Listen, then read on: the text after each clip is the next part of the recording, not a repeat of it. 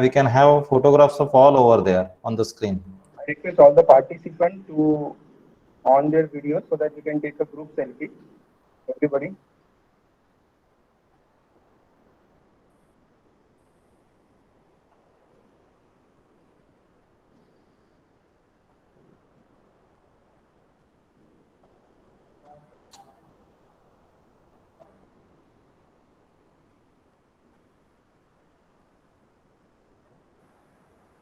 Praveen sir, you haven't made your camera on.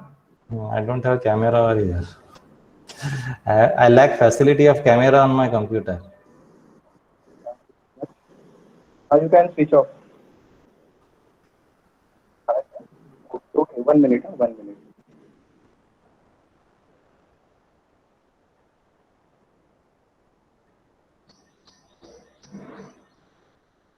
Okay, now you can switch off your camera so that we can save the bandwidth. Okay, fine. Shall we start, sir? Yes, sure. Because we have just assigned the task at 3 p.m. and should start at that time. So already it is 50 now. We wanted it should be at least 50. It is 50 now.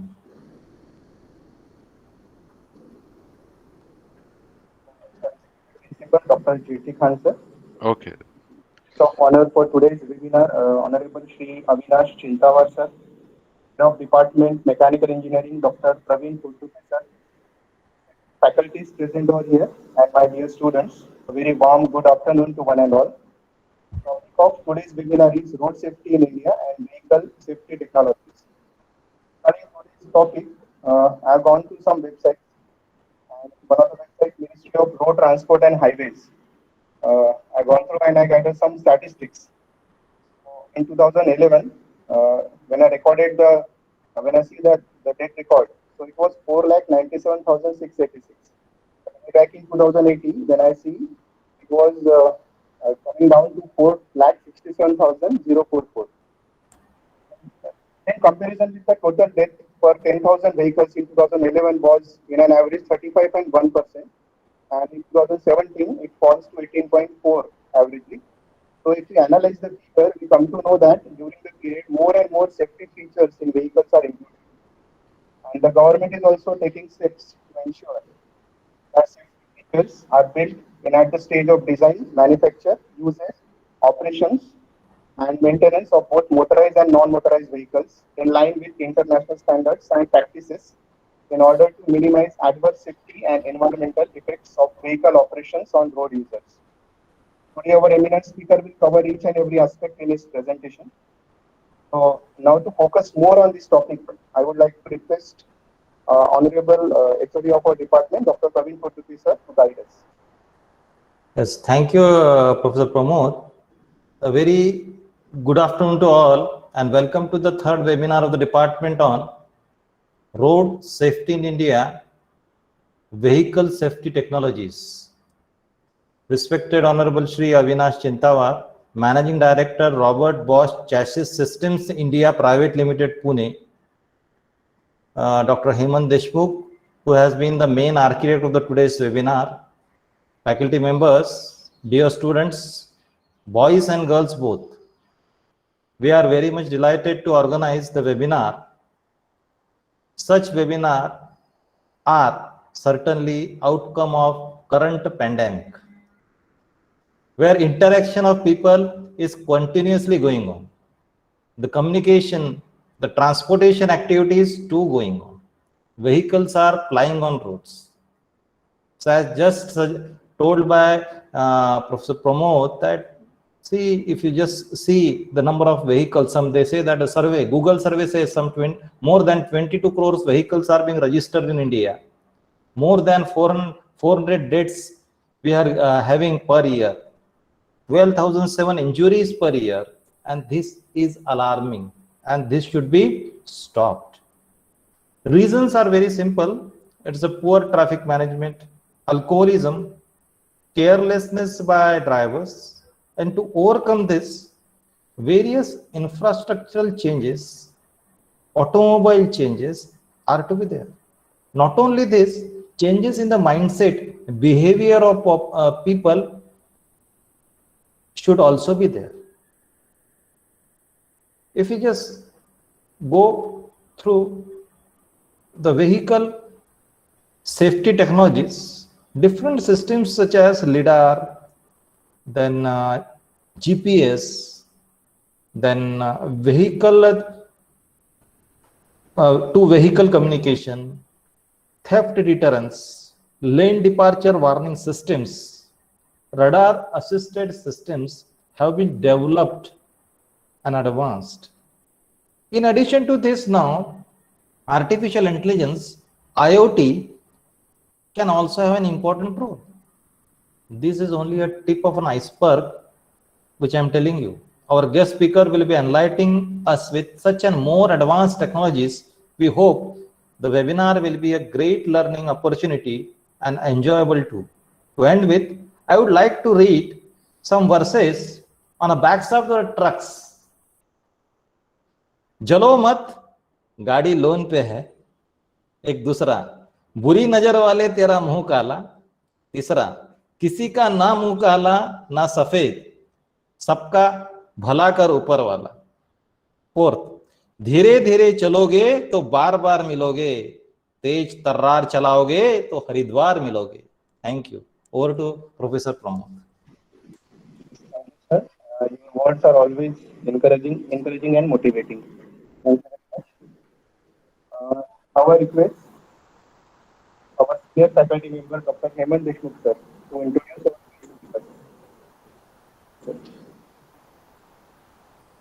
Yes.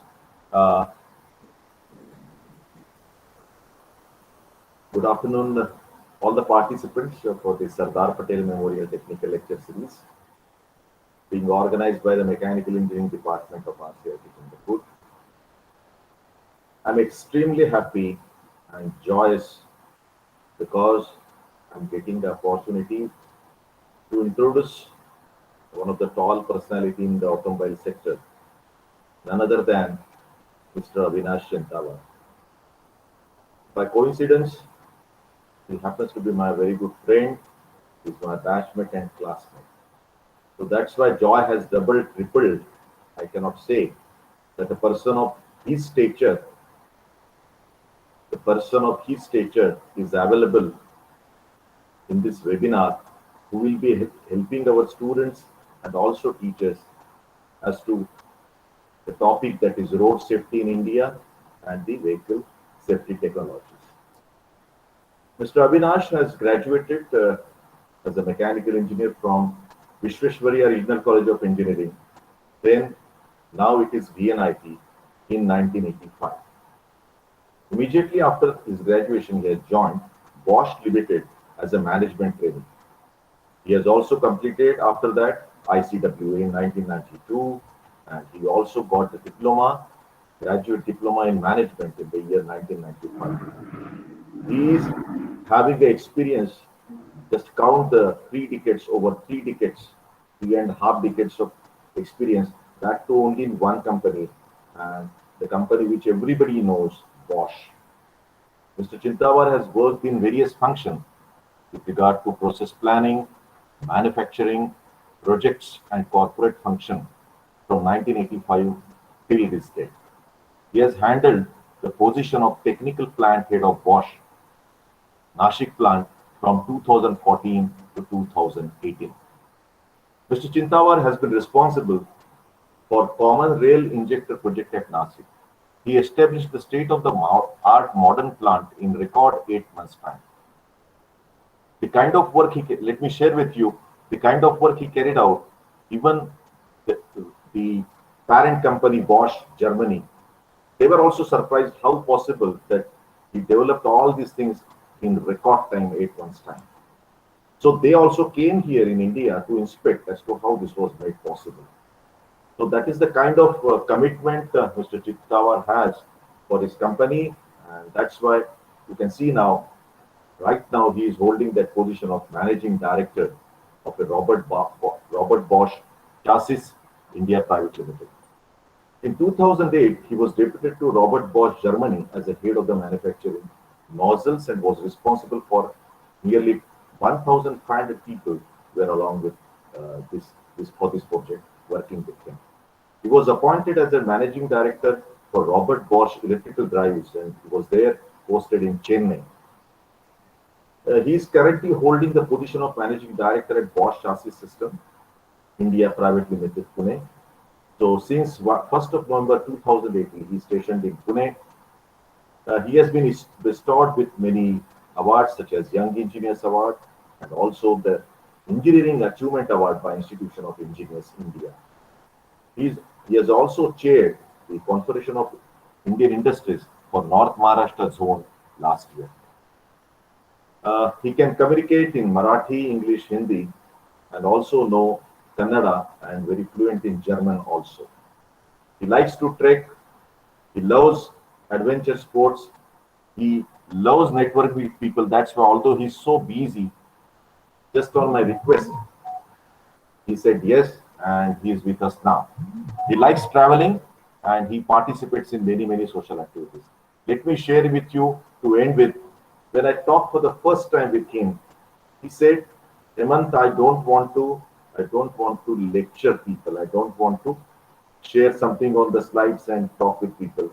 Rather, I would like to answer the queries by students. I have such an experience spanning over 3.5 decades. I can definitely be little bit of help to those people. So that is the kind of feeling he possesses, and he's with us.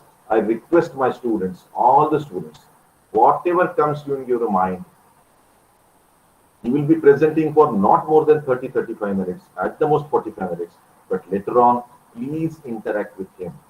It is once in a lifetime opportunity that we get access to person with the he is holding the maximum highest possible position in the management hierarchy, managing director.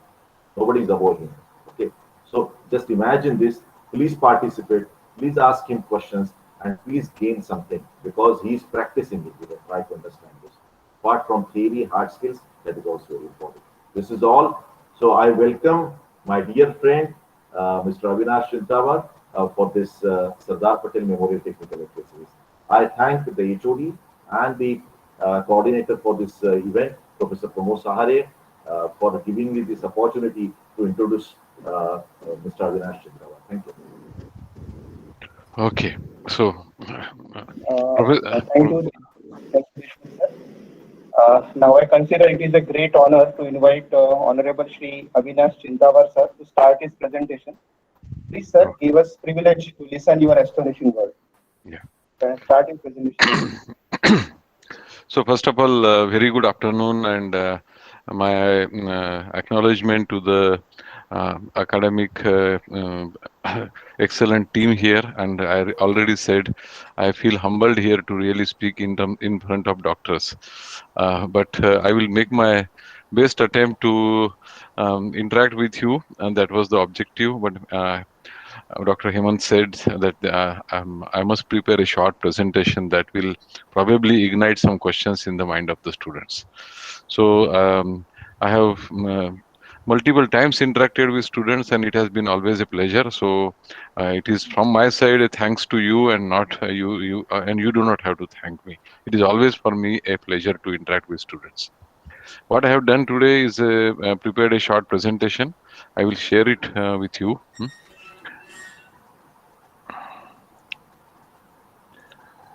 Yeah. Please let me know if the slides are visible. Can somebody acknowledge? Hello? No, sir, slides are not visible. Till now it is not visible. No, sir. Yeah.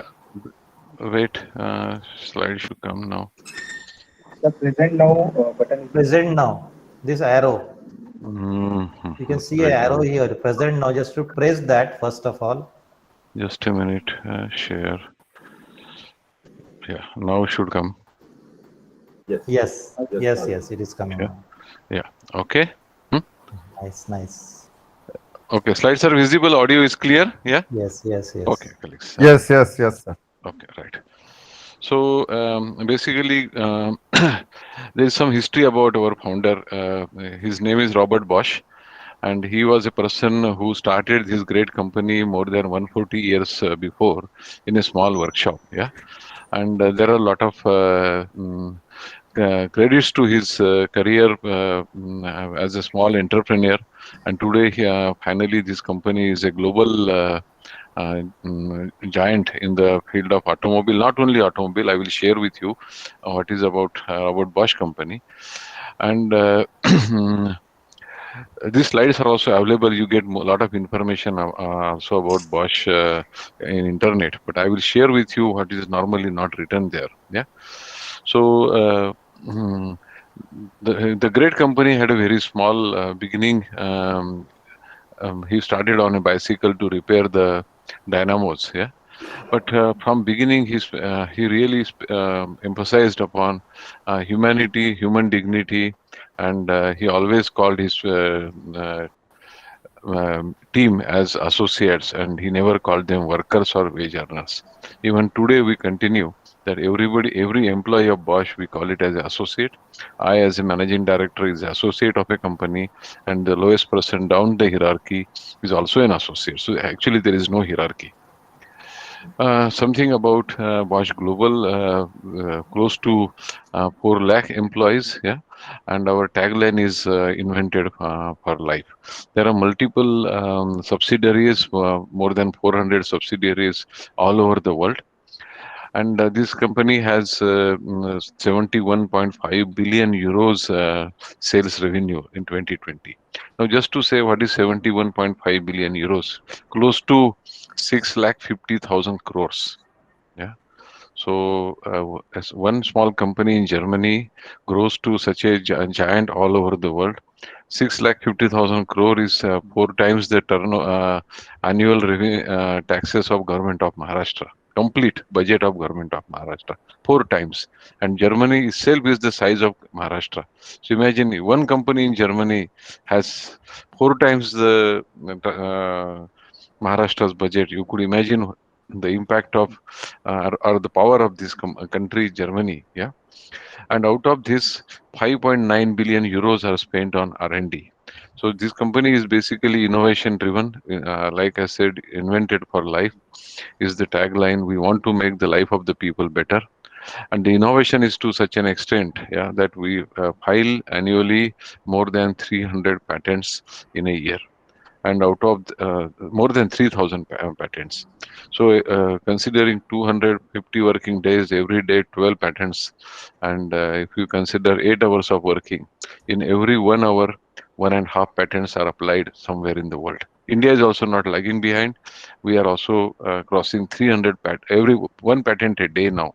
Earlier, our patents in India were not more than 50 in a year. So we have also learned from our parent company a lot in India, and we are on a good journey. And just to say that out of the total 130,000 in R&D engineers, India has the second largest R&D setup of Bosch in Bangalore. Yeah, around 20,000 plus engineers are working in our R&D center, which is giving solutions to the whole global automotive and non-automotive world of Bosch. So, like I said, Bosch is well known for mobility solutions. Why we call it as mobility? Because anything connected to mobility, not only cars, two-wheelers, ships, everywhere we have a presence. In addition to mobility, we are also in industrial technology. Industrial technology is something called drive and control. Basically, a company called Rexroth, Bosch Rexroth, you might have heard. We give CNC machines, servo motors, and such things, and also hydraulics and pneumatics to a great extent. So this is the second division of Bosch. Then third is energy and building technology. In which anything related to energy and building, for example, security systems, cameras, safety cameras, audio, public address systems, energy management systems, heating systems, and so on. And finally, the consumer goods. Earlier, Bosch was not producing consumer goods in India, but now you also know we have Bosch household appliances, a big factory in Chennai, and we make those machines in India, washing machines, dishwashers, refrigerators. There is a huge series of Bosch products which globally is available and now also in India. So, and also power tools like electric drilling machines, angle grinders, and so on. So what you see here is that mobility solution is biggest. 60% of our global share comes from one division, mobility solutions. Other three divisions are also not catching up, and they constitute 40% of the sales.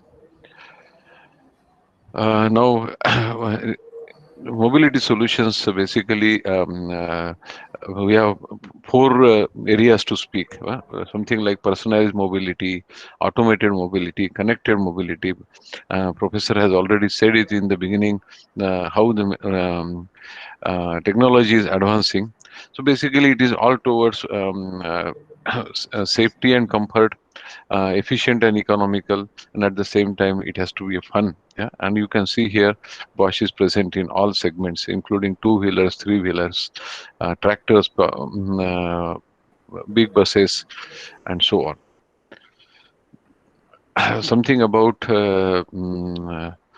road safety now, the main topic. We need a topic to discuss. Yeah? Otherwise, to speak about Bosch, it will take a week, and I also don't know so much about all the divisions of Bosch because company is so big. So today I have chosen road safety as a topic because Bosch chassis systems, which I am responsible for, is mainly dealing with road safety. Now, this is a very important statistics. India has 210 million vehicles, around 21 crore vehicles which are registered. Yeah, and we have highest number of fatalities per 10,000 vehicles.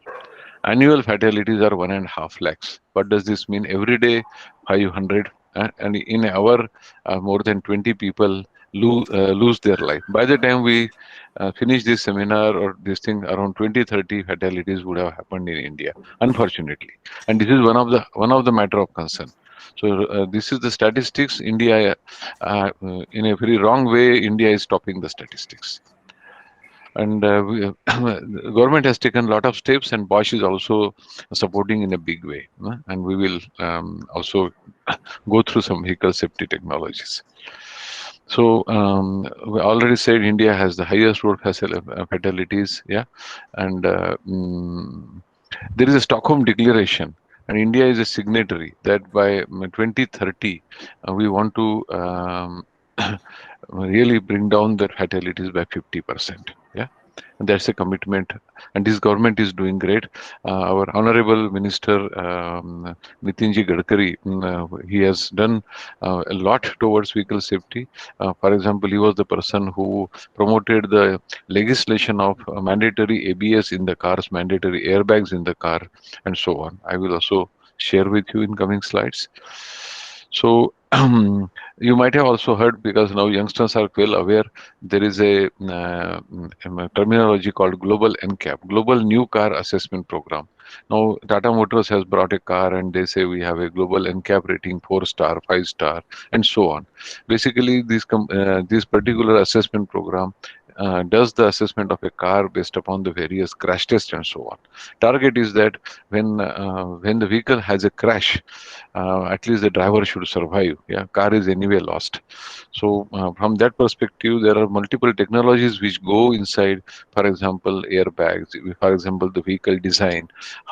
You might have seen in many cases the first thing what hits the driver is the steering itself is crushing the chest. Yeah, forget the opponent side.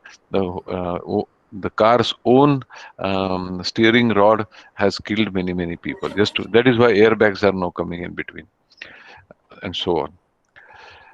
So basically, and this is a photo of a car, just to show you how more towards the braking part. Yeah, there is we call it as active and passive safety. So what if you are a driver and behind the driver there is a booster which boosts the pedal pressure and activates the brakes, and now we have anti-lock braking system and also electronic stability program, which is inside the car, and ABS is mandatory. But the ABS is basically anti-lock braking system, which means it avoids the locking of the wheels. When the wheels are locked, what happens? Driver cannot steer the car. The car will follow its gravitational route, and it may hit either the road or fall off the road, and so on. So the ABS is basically, which was legislated in 2019 in India. This was a technology adopted by European nations more than 20 years before. So on this legislation, India is behind, but now we are very fastly catching up. So the ABS is basically a minimum level function, avoiding the locking of the car. So in order to know for a driver that the car has locked, there is a wheel speed sensor which is mounted on the wheel. If the wheel is locked, the sensor gives a feedback. And to maneuver the whole thing, there is there is a electronic control unit, ECU, and this ECU does the job silently, without driver's knowledge. It understands the driver's intention. Car has to brake. If the vehicle, one particular wheel is locked, it will unlock the wheel by releasing the braking pressure only for that wheel. So all these intelligent systems are designed and made. Electronic stability is one step ahead. It also has a inertial measurement unit, which is also part of the ECU, and this ECU basically has a very high speed processor, and it has multiple algorithms inside it. Yeah, and all these algorithms are embedded technology related applications, and that is why Indian R&D team is proving much more competitive than the global team, and that's why we have such a big R&D center of Bosch in India. So also I speak a little bit about the airbag control unit. India has legislated airbag last year, but you can see the first generation of airbag already started in 1980. And in these last 40 years, more than 90,000 lives were saved with Bosch airbag. We have global statistics available.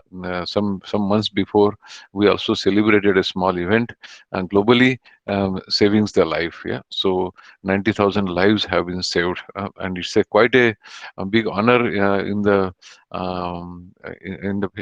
line with philosophy of our founder, invented for life or improving the life of the people. But we can only improve that life which is saved. So of course, I have some slides to explain you, but I think all of you know how vacuum boosters work. This is the pedal of the brake, and normally in order to activate the brake, you have to generate a lot of force. Yeah, so when in an IC engine, petrol or diesel, the inlet manifold has a vacuum.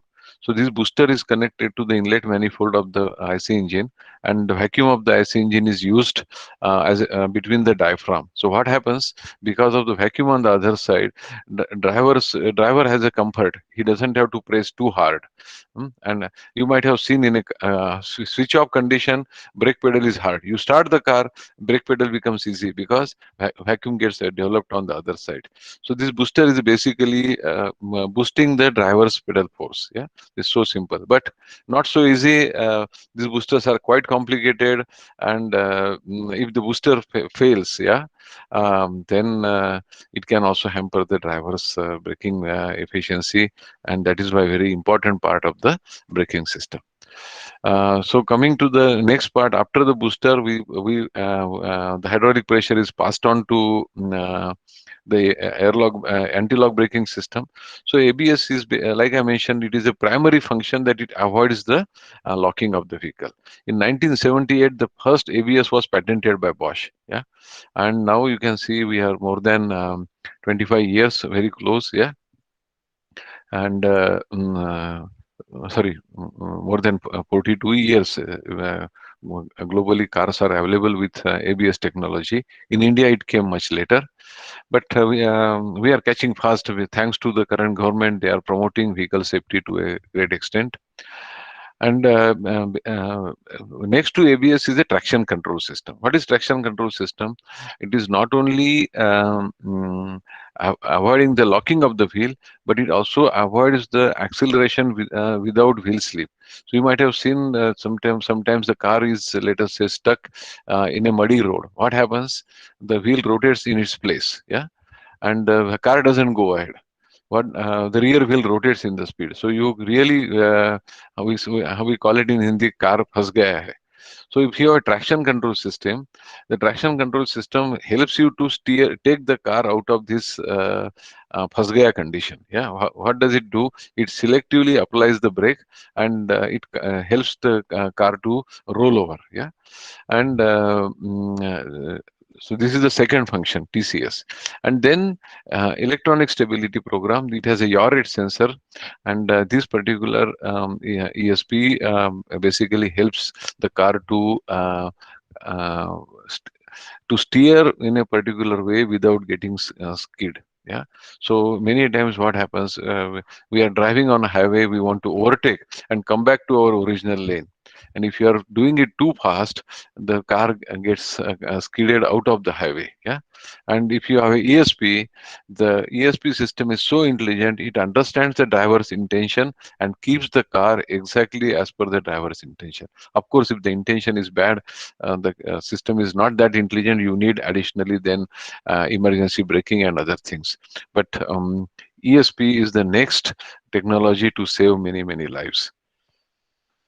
Here you can see ABS, some example. I have shown this traction control system in a slippery road, car gets stuck, and if there is a slope, a car doesn't go ahead, it's only the wheel spins. So this situation is overcome by TCS. And I will try to play a video. If it just let me know if you are able to.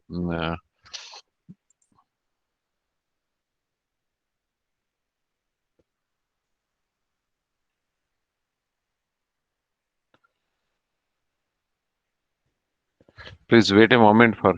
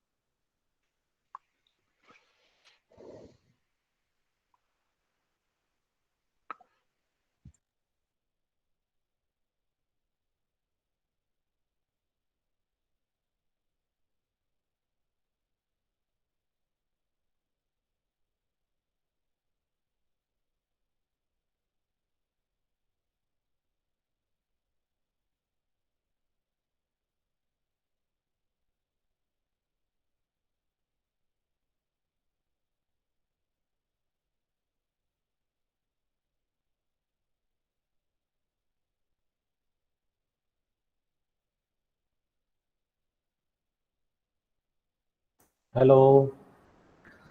Hello, Pramod. Yes, sir. Hello. He left. Yes, sir. Has might be a network issue. Sir, but I don't have a number. Deshmukh sir can call if any issue is there. Dr. Deshmukh, can you help us? Hello. Yes, yes. I will call him. I will send him message. Okay, okay. It's a network issue.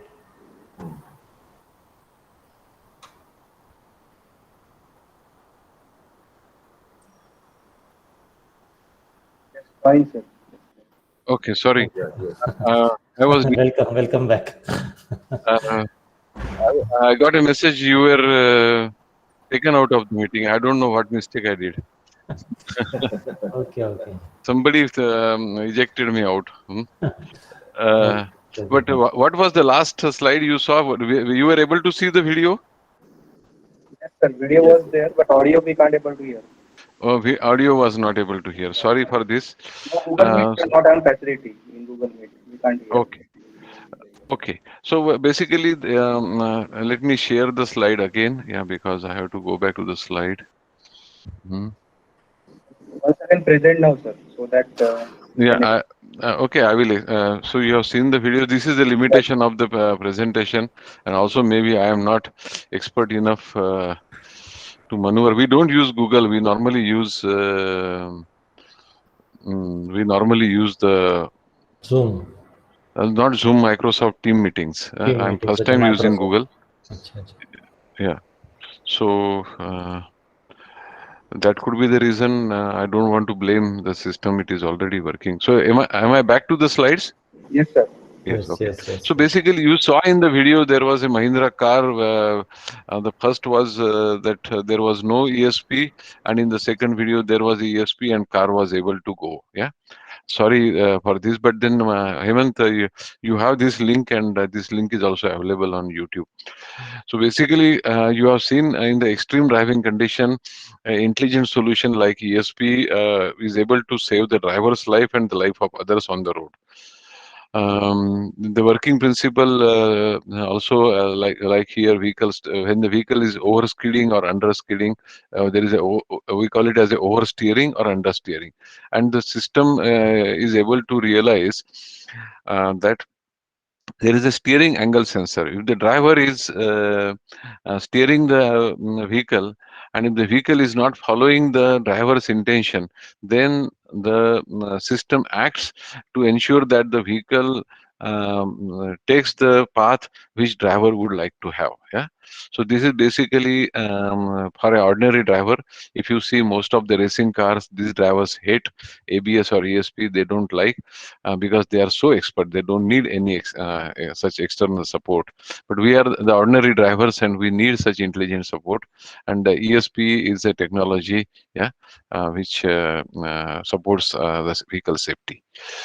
So coming to vehicle safeties, like we also said, 41,000 car crashes in India occur because of the loss of control. And out of these 41,000, 33,000 car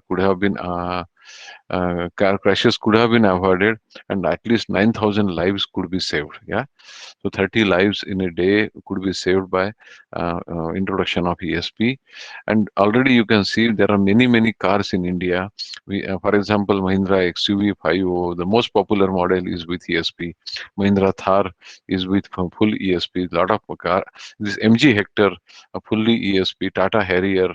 All those vehicles are with excellent vehicle stability, and their accident rates are also low. Though these vehicles are monsters on the look like monsters on the road, they are relatively very safe. So in addition to electronic stability, normally when we have put such a advanced system, there is also some added features. What our R&D engineers has done, we call it as a value-added function. Yeah, I will explain you one or two value-added functions. Yeah, so one is the brake and boost assist. Yeah, or we call it as a start-stop. Particularly if you are starting, if you are on a signal, what happens? You are burning the fuel for 1.5 minutes unwanted. So what is the system? You just take your leg off the accelerator, vehicle realizes that you are in a standstill mode. It switches off the engine without you touching the key. And when the signal is going to turn green with 10 seconds remaining, you press the accelerator again. Vehicle is restarted. All this happens um, um, by the engine control unit. Driver doesn't have to press the key. Nothing. So this start stop function has also won a lot of environmental awards because on a signal you see the vehicle is not in the efficient mode. It burns a lot of fuel. It also pollutes the city and so on. There are many special, let us say, standstill and speed control function. For example, if you are on a hilly road, we also call it as a hill hold control. On a hilly road, and if the vehicle has to stop because there is some truck ahead, and you try to again restart the car, what happens? Car is tending to roll back, and it is a big jugglery for a driver to maneuver clutch and brake. So if you have a ESP, what happens? The ESP is temporarily applying the brake on your behalf. It doesn't allow the car to roll back because the car has a wheel speed sensor. And if the car is rolling back, it senses that the vehicle is going behind instead of going ahead. And it applies the brake without you braking the pedal. The brake is only light. As soon as you press the accelerator enough, and the rollback gravitational pull is lower than the engine power, and engine is supporting the vehicle to go ahead, it releases the brake. So all this you don't realize. Yeah, it's a great function for in many cities. We have also these slopes up and down, and if there is a traffic jam, it's a big hassle to start and stop and go like this. So there are many such functions which are, we always call it as a driver assist function, which are improving the comfort of the driver and also indirectly safety, because if the vehicle rolls back, imagine there is a cyclist behind, vehicle rolls back, and cyclist, if he's not able to move because there is a car behind him, the cyclist may get crushed or a two-wheeler may get crushed. So it's also a safety for others. So there are a lot of safety features which have been added using the ESP functionality, and it makes finally driving safe and comfortable. So these were the functions where I was talking about: traction control system, hill hold control system, hill descent. Same is with hill descent. If you are descending a hill, you will have to repeatedly apply the brake because vehicle is accelerating because of gravity. But if you have hill descent control, it always maintains 25, 30 the set speed, and rest of the braking vehicle does on its own. These are some cross-sectional views. How the ABS, there is a BLDC motor, there is a very precision machining block, there is an electronic control unit, and finally the ABS and ESP look like this. Very, very advanced product. Globally, 45 to 50% of ABS or ESP is made by Bosch. 90 million is the car production. Out of 90 million, 45 to 50 million is made by Bosch. That is our strength. Not only we are able to produce a quality product, we also make it affordable so that our customers are able to also afford it. Same is in case of India. 60% of the cars in India has Bosch ABS and ESP. So many times when you want to buy a car, is ESP available in the car I am looking to buy? People call it as electronic stability program, or somebody call it the electronic stability control. Some other names are vehicle stability control. Some people use vehicle stability management. Some people use vehicle stability assist, but indirectly. And you as engineering student are always consulted by your neighbors. I want to buy a safe car. How do I choose? Now you can always also support them in choosing a right car in case they would like to. So what are the futures technologies now? Hemant also requested me. For example, there is a predictive emergency braking. Suppose you see car has a radar now, and if the vehicle ahead is tending to brake, his speed is going down. This car also supports the braking. There is a lane assistance. We also speak about lane departure warning. So car has a camera. There is a predictive pedestrian protection. So the car has a corner radar. If you are not able, a driver is sometimes gets blind because of the car's corner chassis, but car's radars and cameras are able to judge that there is a pedestrian, and the car will apply emergency brakes. Yeah, there are also turn and crossing assistance. Very interesting is driver's monitoring. If the driver feels sleepy, there are two technologies in the car. How can driver be monitored? One is his eyelids. There is a camera. If the driver is awake, there is a particular pattern, the number of eyelid movement per minute. There is a tracking. And if the driver is tending to sleepy, then eyelid move in a different pattern. So change in the eyelid movement is a signal, and you get a message: are you tired? Are you feeling sleepy? Have a coffee, take break, and so on. If driver is ignoring, it gives a alarm. If alarm is ignored, it gives a vibration, and like this. Another way is via steering angle. If the driver is awake, the steering movement of a driver, there is a tendency you keep steering rod slightly moving when you are awake, and if you are sleepy, the movements are different, your behavior is different, and the computer in the car is able to detect it. Yeah, so a lot of such features are there, and it basically makes the car safer, driving a pleasure and more comfortable. So finally, you could get a glimpse of various Bosch technologies I have only shared related to vehicle safety. Like Hemant said, I had planned my presentation around 30-35 minutes, and more I would like to interact with you. You can ask me any questions, yeah? Whether it is a powertrain or engines, IC engines, braking system. I will, using my experience and whatever my learning, I will try to answer. In case I'm not able to answer, then I will say so. Yeah. Thanks from my side for patient listening, and over to Professor for the moderation of the question answer session. Thank you, sir. I request all the participants to ask questions for expert.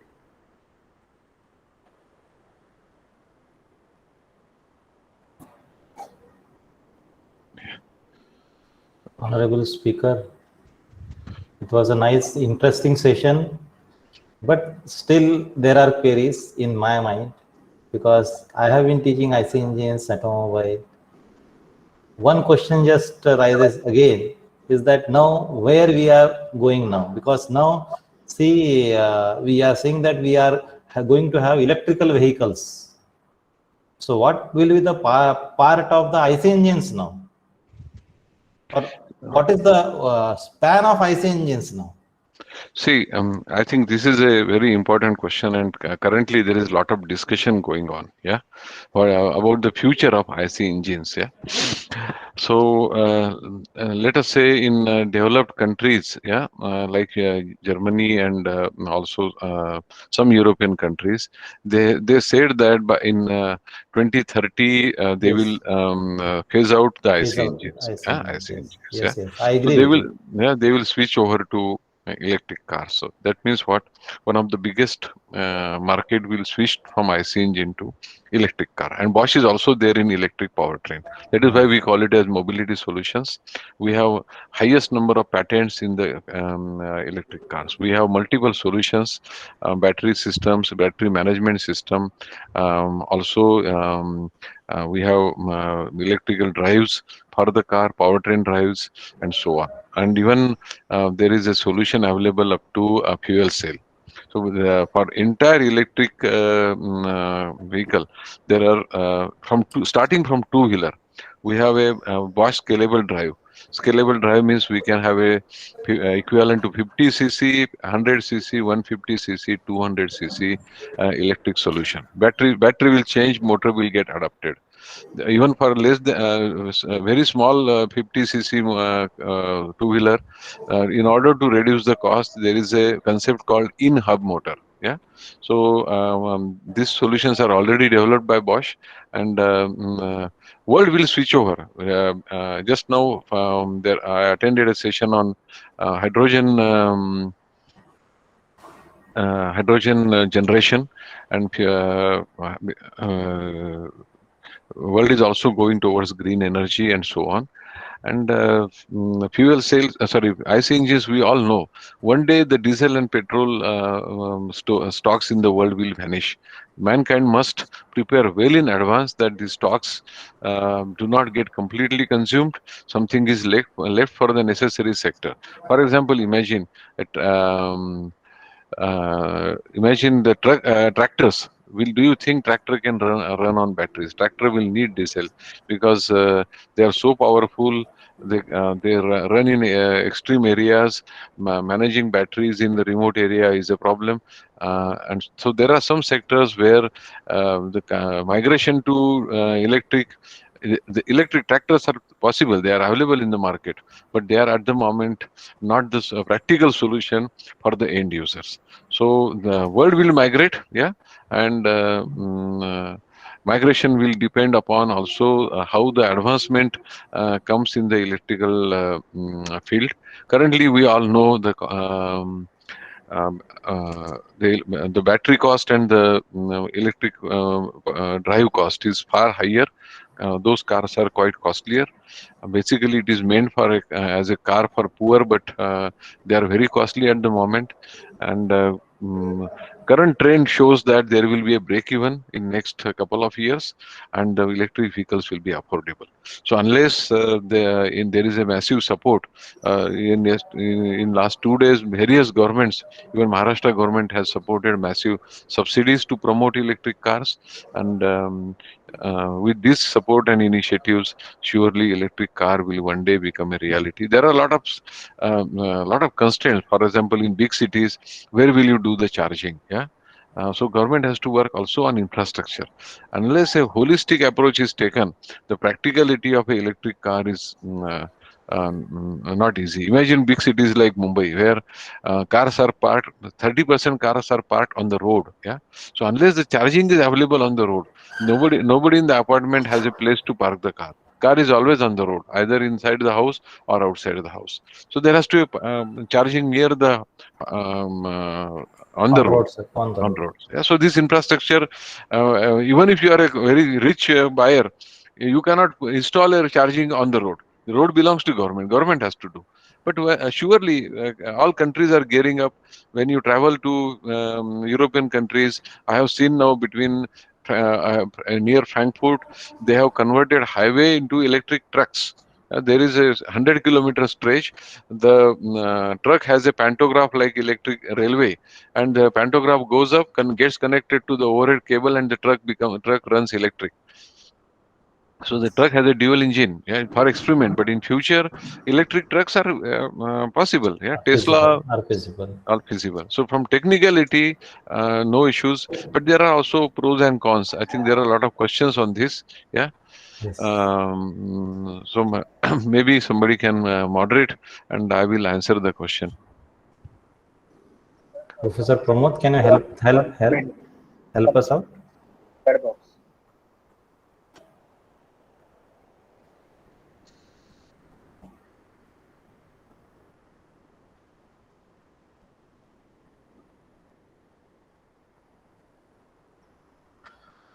Hello. I think there is okay. I can see one question from Yogesh. Question is: Are EVs more hazardous than IC engine cars because of huge number of batteries? Yeah, I think this is a very important question, because how do we dispose the batteries was the question. But a lot of ideas have come now. For example, batteries for automobile, when they have to be discarded. First attempt is to extend the life of the batteries. These batteries can be used as a storage unit or UPS. Yeah. So the used batteries from the car can be used for UPS. For example, UPS for servers, UPS for restaurants, UPS for malls. So the battery doesn't get immediately thrown. Next is how do we avoid the pollution of the environment. So there is a recycling concept also of the batteries. Today, everything what we consume, even your mobile phone, laptop, it has also a lot of hazardous element. It is not only the batteries. And today, every car also has a battery. To be honest, yeah, every car has a battery, every scooter has a battery, and so disposal of a battery is in general a issue.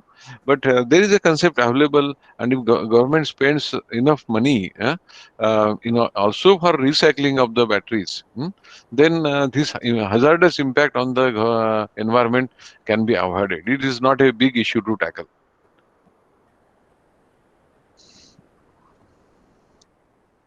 Second Yeah. question is, are the EVs really green? See, EVs are green only when they use the green power.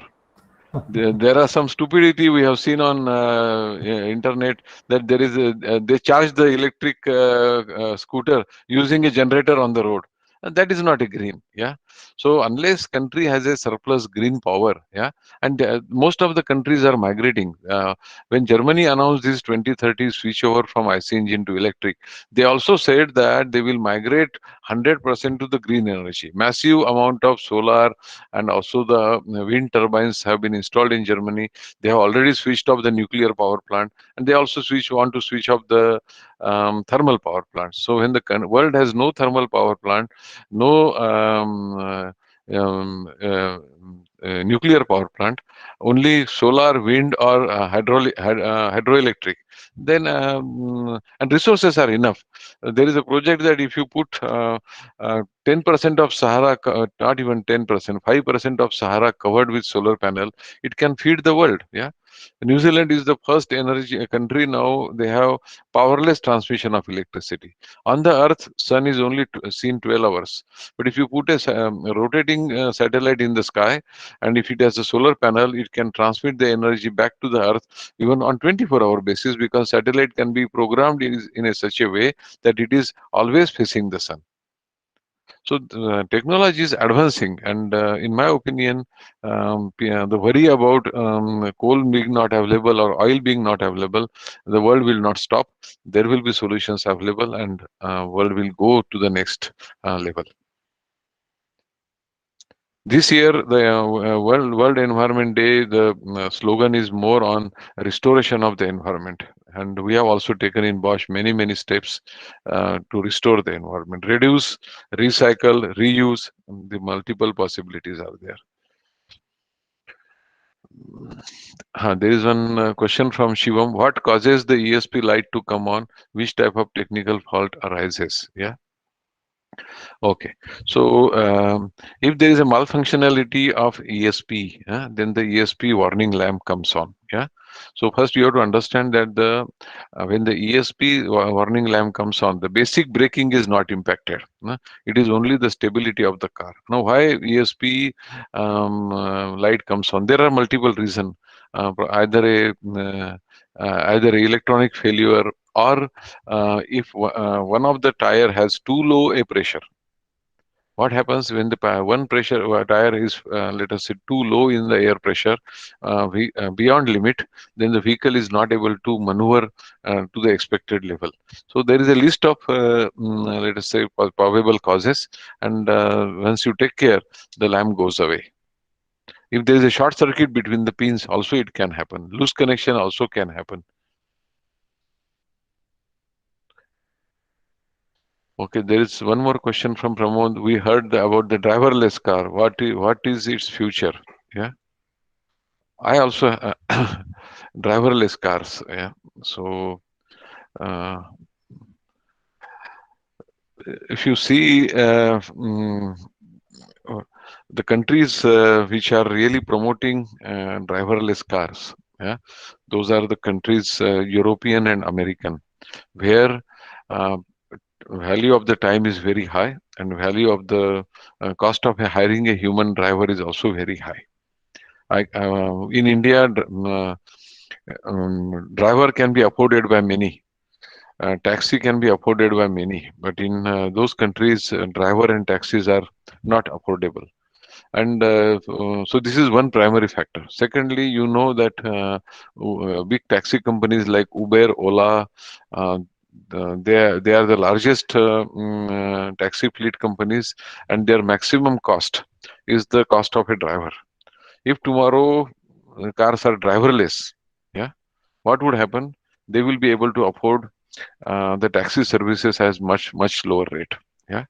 Third thing, let's say you are a car owner in Europe.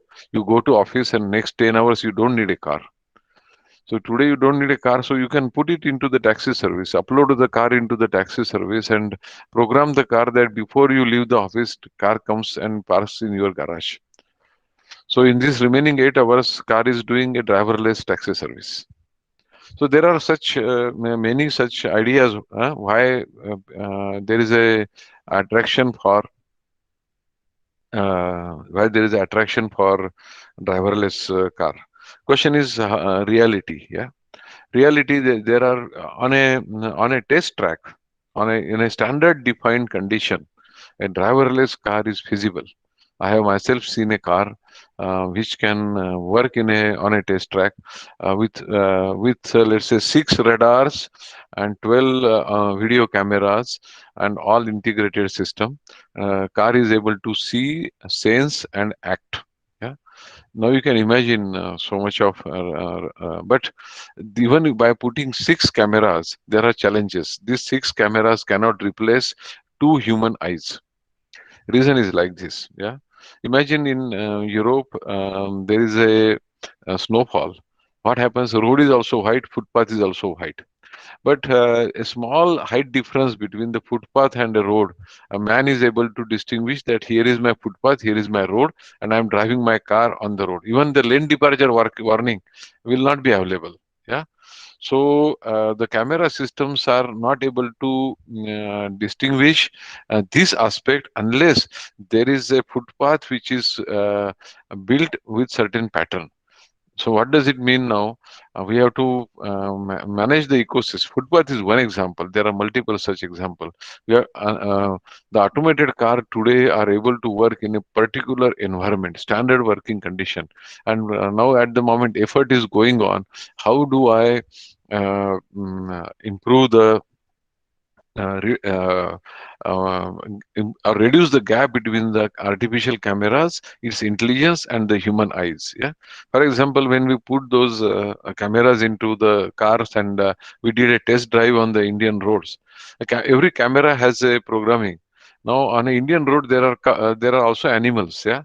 So camera detected 4 legs. You know what happened? The camera said there are two humans standing very close on the road because camera was not programmed to have to expect an animal on the highway. Yeah, but in India it's a very regular affair. So finally it comes to applying the cameras, making it intelligent enough, and so on. Huge challenges, but surely driverless car is not a impossible feasibility. It will happen. Driverless metros are already coming. Driverless trains. 25 years before, all French metros are running driverless. In India also some metros will run driverless. Okay.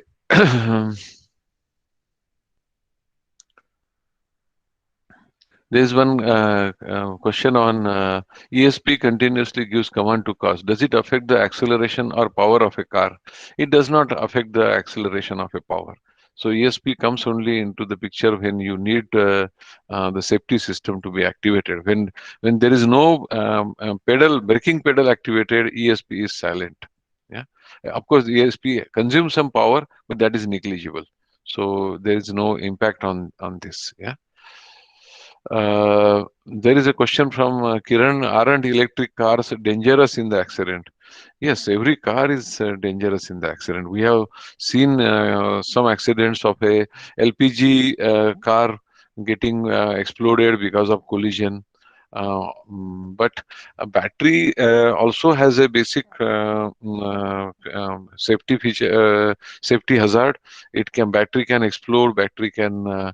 But this, I would say, in case of a collision, the even petrol car catches fire because petrol is very combustible. I would say petrol is more combustible than the electric car. So per se, the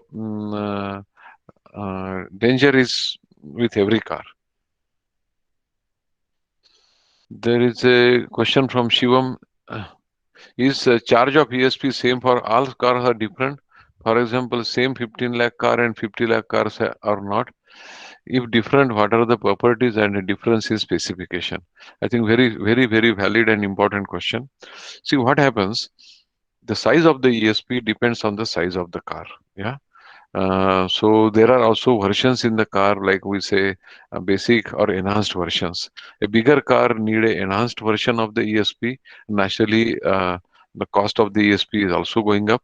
A segment car or a B segment car has a basic size of the ESP, and that is why there would be a price difference. But the marketing price and the component price are two different things. Yeah, so that is for me difficult to answer, because if you say that why this car is costing 15 lakh and why a similar car is costing 12 lakh, because we don't make the full car. Yeah, so on a car pricing, difficult to answer, but I can simply say that for a bigger size and high functionality there are high end ESPs, and for a smaller size car there are low end units. There is somebody, unknown sender, any ancillary unit scope. Yeah, every ancillary units, whether it is battery, all companies in India, any manufacturing company, they have an ancillary development program. Yeah, so you have to follow their steps, and you can be a ancillary unit supplier. Yeah.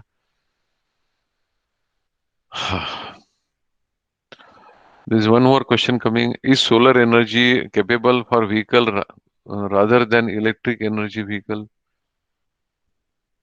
Solar energy, this question is not clear. I think solar energy is also finally electric energy, na? So whether you charge the battery using a solar panel or you charge the battery using a electric cable from power plant, it is the same. If the question is more whether you can charge a you can charge a car using a solar panel, answer is yes. Yeah, that is why in India, I didn't speak about it. But if you ask me, the penetration of electric car could be even more easier in rural area. Imagine a farmer. Many farmers go to the go to the farm by car. They are staying in a nearby taluka place. For example, Chandrapur. Some farmers are staying in Chandrapur, their farm is 20 kilometers away. Okay, they go by car. So while they can buy electric car, when they are in the farm, there is a solar panel. Solar panel is charging you, panel to the battery, and battery to the converter to the car. By the time he finishes, car is charged and he can come back home. Or if he's staying back in the farm, yeah, there is some farmers stay in the farm and they go to the cities to sell milk or to sell vegetables, organic vegetables nowadays. So they can charge in the field and go to the cities, and that is how they can save the fuel cost and make the electric cars more economical.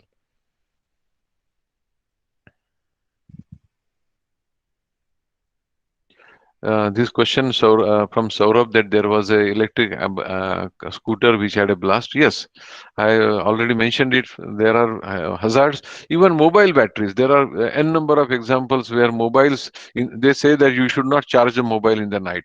You should not keep the mobile charging near your bed, because mobiles have exploded. Fundamentally, any battery in the charging mode has a hazard. Yeah, even vehicle battery, you know that there are many battery recharging station. They need special safety permission, because every battery charging station has a safety hazard.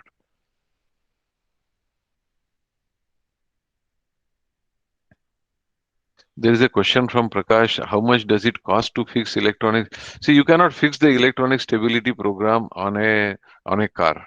It cannot be fitted externally. It has to be built while while the car is made in the factory. So this electronic stability program control is available only to the OEMs like Maruti, Tata, Mahindra. They buy from companies like Bosch and they fit it. Retrofitment is not possible, because the programming, ECU, all these things are beyond ordinary man's. Even if I want to do it at my home, it's not possible. There is a question from Sharayu. Can we put solar panel on the electric vehicle? Yes, we can put a solar panel. There are examples where cars have solar panel. I think questions are over. No, I think there is one question no, from Shubham Rajbhat. It is in the chat box. Just a minute. I have missed some question. Yeah. It is up. Yes. Sir, It's do up there. Bosch hire freshers for R&D purpose? What skills company wants from freshers? See, Bosch has a countrywide, let us say, process for hiring people at different, let us say, levels. Yeah. So, for example, uh, there is have your students sometimes applied at the to the Bosch recruitment process? We have for example in Maharashtra, yeah, uh, there is a every year annual test via external company. They do it across all major cities in Maharashtra. I think they are also coming to Chandrapur, and this is basically for selecting our graduate engineering apprentices. Yeah, and these are apprentices as per the government apprentices program, and so this is one step. Secondly, we do not go for campus hiring into all the institute. It is also not possible. Incidentally, we go to some limited colleges. I think Chandrapur College is not enlisted, but VNIT, in those days I got selected via campus selection. So there is a list of institute where Bosch goes for the campus placement. We do not go to all universities. Also not feasible all places. Yeah. And then particularly for R&D, normally we hire at a lower level, but with 2 to 3 years of related experience, because we do not have too much of a training possibility for massive number of students. So there our R&D center is basically hiring parallelly also the engineers with 2 to 3 years experience, in addition to those campus selections. And the last point, those apprentices, what we already said, there are also sufficient examples in the past wherein the graduate apprentices have been also considered for extended training and then finally hiring. Yeah, so this there are multiple options. So one last question is there in the chat box. Sir, is there any chance to make solar panel car body which is equally stronger as metal body? I have not come across a body which is purely of a solar panel. Yeah, because what happens, car body, it has lot of fitments. Let us say door is fitting on the frame. You have a upholstery which is screwed to the top. There are lamps which are fitted inside. So you basically need the metal. Yeah. Now question is, how do I cover the top of my body with panel? There are multiple forms of the panel. Nowadays they also have a carpet-like panel.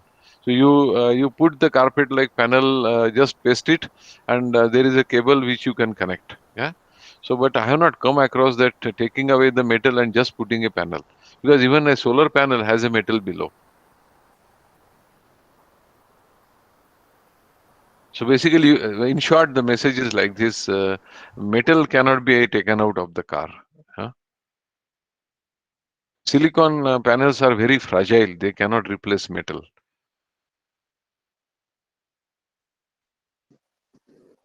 I think all the questions are over. Yeah, yeah. Thank you, sir. Thank you for answering all those questions. One person raised hand, Pratik Palwal. Yes, you can ask the question, Pratik.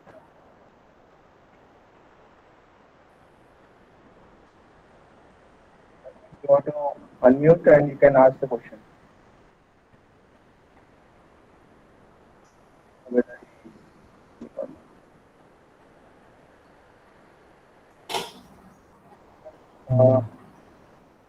sir, shall we end?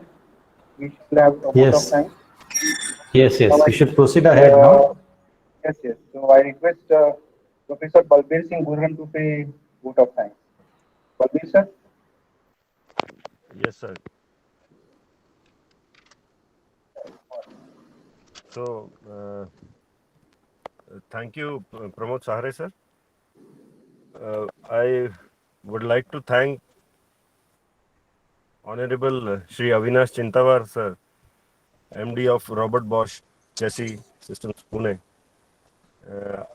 Especially the affinity he has shown for the students of our area, and he was actually more interested than us to help the students out. So thank you very much, sir, and you have shed a very good light on the topic. It is helpful for the layman too. I would thank the organizing committee, especially Dr. Z.J. Khan, who could not join, though his leadership is always there. And then HOD sir, Dr. P.A. Porduge sir, he was very enthusiastic and had a great zeal and drive so that people, the students especially, get to know things which will help them in their career. And then our organizing team, headed by Dr. Hemant Deshmukh sir, Professor Pramod Sahare, Professor Mahesh Buradkar, Professor Buchunde, and myself. So I thank everybody. I thank all the professor participants, and special thanks and good luck to our students for their patient participations, and good luck for their exams.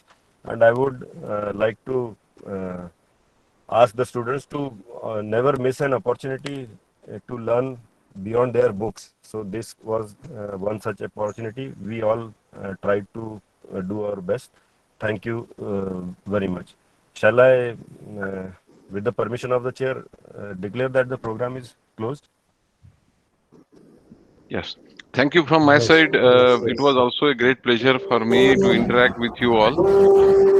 And I wish all the students all the best for their exams and also for their future career. Thanks to the organizing Yes. committee, Professor Deshmukh in Thank you. particular.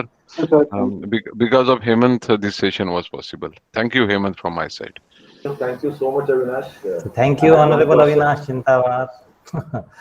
I had one question in mind, but please, because see, there is all the way Maharashtra, we talk about, people are worried about mechanical engineering.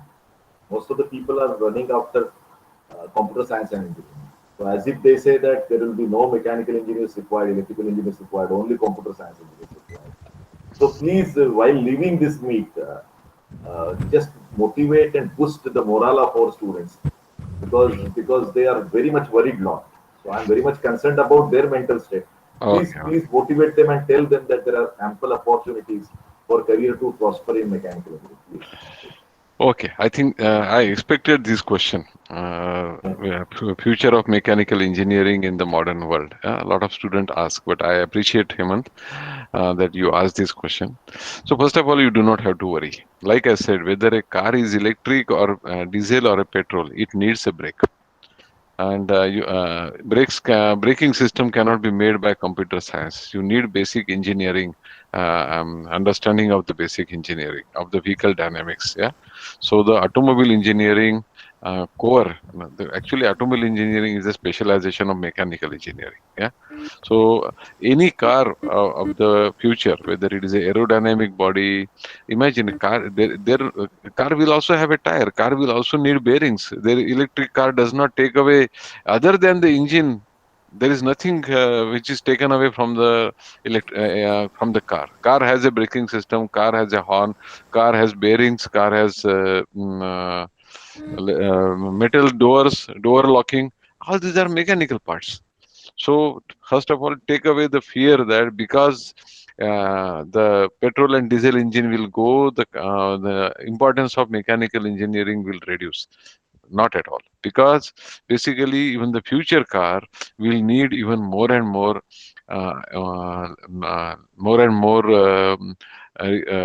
expertise of mechanical engineering. I will tell you why. For example, somebody has asked a question about automated car. It needs a 6 radar and let's say 7, 8 cameras. To produce such radars and cameras, you need a very high level of precision manufacturing. Now, any manufacturing means mechanical engineers. Precision manufacturing is not easy. To produce a camera of a high accuracy, to produce a radar of a high accuracy, it needs basically a great deal of manufacturing expertise. Manufacturing lines, robotized lines, robots. Who will produce robots? Only mechanical engineers and electronic engineers can produce robots. A computer engineer can program a robot, but he can't produce a robot. Yeah, and once programmed, it can be copied by just loading the software, but a robo cannot be copied by copy paste. Robo has to be remade. Uh, and so every time a new robo is made, a new machine is required. So this doubt of a future of mechanical engineering, as long as the world is moving, the future of mechanical engineering will, according to my personal opinion, there is no such worry to have. And even if God gives me an opportunity to learn the engineering again, I will take back admission into mechanical engineering. I am fan of mechanical engineering. Thank you Nice. so much, Avinash. Thank you so much. Thank you so much.